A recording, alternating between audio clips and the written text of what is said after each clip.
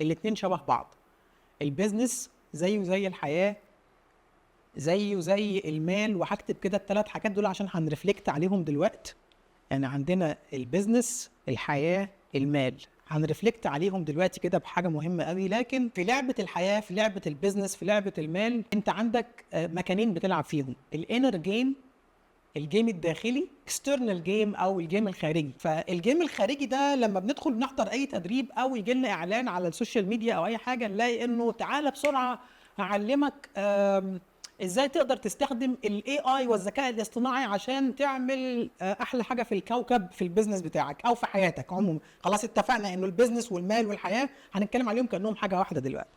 فتلاقي اعلان جالك على السوشيال ميديا: يلا تعالى بسرعه علشان هندخل نكسر الدنيا واعلمك تستخدم الذكاء الاصطناعي ازاي عشان تعمل معرفش ايه. فانت تجري وتروح تتعلم هذه الاشياء. بعد شويه تلاقي الحق انستجرام وفيسبوك ومعرفش ايه غيروا اللوغاريتمات بتاعتهم، فتعالى اتعلم احدث حاجه واوعى تعمل اعلانات الا لما تتعلم معرفش ايه، فتجري تتعلم كده. وبعدين تلاقي نفسك شويه بقيت مضغوط عصبيا، فتلاقي حد تاني طالع يقول لك عشان تتعلم ازاي بقى تهدى وكده وتحاول تسيطر على حياتك، تعالى اعلمك بقى ازاي تبقى شاطر جدا في التايم مانجمنت، فاعلمك شويه سكيلز. فاللي بيحصل ايه؟